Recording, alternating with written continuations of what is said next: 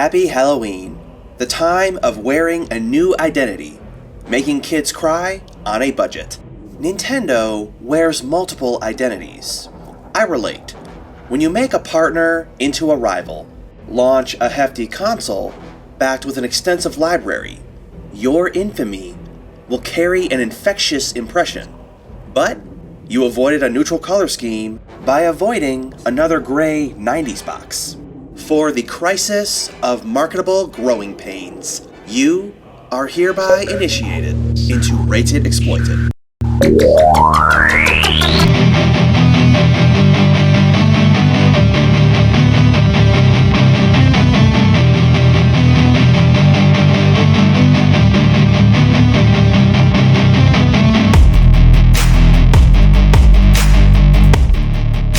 By action of copyright infringement, executives demand an updated wanted poster. I won't defy Nintendo. Assuredly, the last time I call Laffy Taffy light blue, previously indigo. Throughout time, Nintendo wears an array of masks in accordance with the era, beginning in 1898, by manufacturing cards, not developing a game console till 1977. It was an expensive gamble, launching a console in the US, a market-abandoning region, decade of intrigue. But in this era of relevance, they became the face of gaming, initiating an age of revival in the wasteland of '82, when department stores categorized consoles as toys. American public witnessed the power of side-scrolling. NES became the must-have with the games to back it up. The public's renewed interest made this Japanese newcomer the most wanted. The accusations of artificial scarcity even reaching news channels. True, perhaps. What is also true? We know Karens outsource blame in the midst of Christmas shopping procrastination. Alive or dead? I've received death threats before.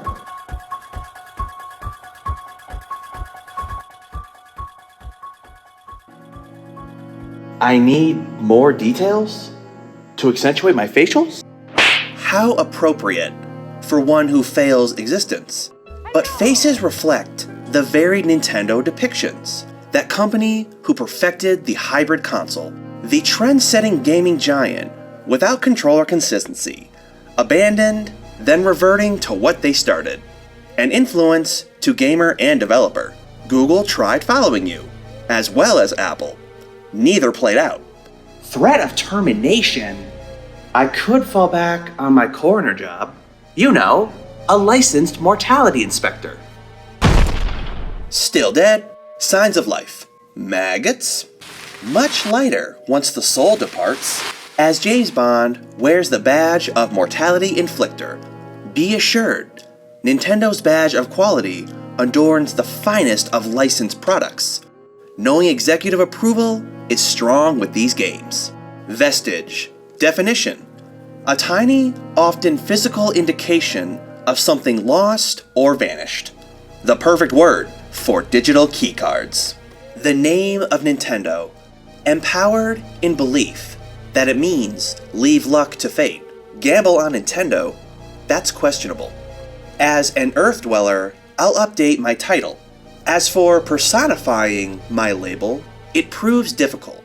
This native language overwhelms with options. But what if there is a word to encompass all names? A convergence of every title and branding.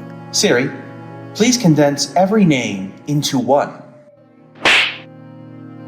Nintendo's name began in 1889, continually adapting through the decades of ever-changing markets, expanding into 60s toys, not delving into gaming until 77 with color TV game. But who would have guessed the title of appliance would make all the difference? Entertainment describes the history, the weight carried by nostalgic fans, branding the badge of gaming's revival.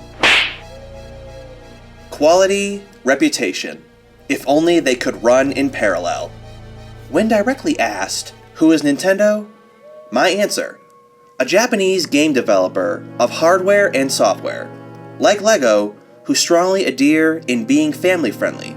The big N rarely pushes outside the demographic. I don't take that rarity lightly. If you think the anatomy is incomplete, I found the missing jewels. Despite the necessary upgrade from the Switch being a bare-boned gaming device, quality games don't seem enough in justifying high prices. When hearkening back to this infantile age, Nintendo and Toei prominently feature in the realm of memory. Generations pass through the big N. New markets explore between controller and screen. For the 80s audience, the household name renders in the minds of the impressionable a titan of gaming forms. Parents falsely call out Nintendo. Thematic memes follow, and no, we cannot pause Mario Kart Online. Allegedly, Halloween birthed in paganism. When reenacting Nintendo rituals, blowing the cartridge, calibrating the DS, questioning if shovelware ever died, you will invoke the spirit of procrastination. I delayed in slacking off, but this ritual is denied. As Nintendo copyrighted character summoning, I've come this far in angering the executives. By compulsive delusion, I must see this ran into completion. Where Sega accepts defeat in melodic merit, Nintendo weathers through the growing pains of gamers. A stigma rendered in the 90s as the kids company, but Sony matured with players faster than Nintendo could acclimate. I've gone over the multiple rebirths of Nintendo, from bringing back gaming to airing out open world stagnation. Link is below.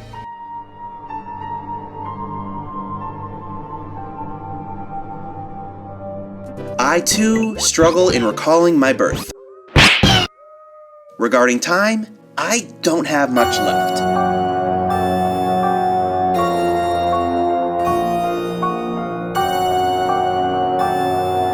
Narrowing down my species lands somewhere between Wraith and Enigma. Nintendo? From media-heavy hardware to bare-boned hybrid with no out-of-the-box Bluetooth. True story. One consistent behavior throughout history, the occasional non-family-friendly delve, exactly like Michael Myers, a guy who never discriminates. He doesn't care if you're wired, disposable, trash-picked, or haunted. But the most triumphant examples is ingenious direction around limitations. Adaptation fuels creativity. Game Boy games are designed to be less power-consuming, to keep the console price affordable.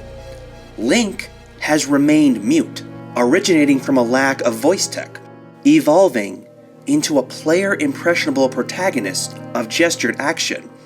Twilight Princess, a prime example of Link communicating to Hyrule and player through expression.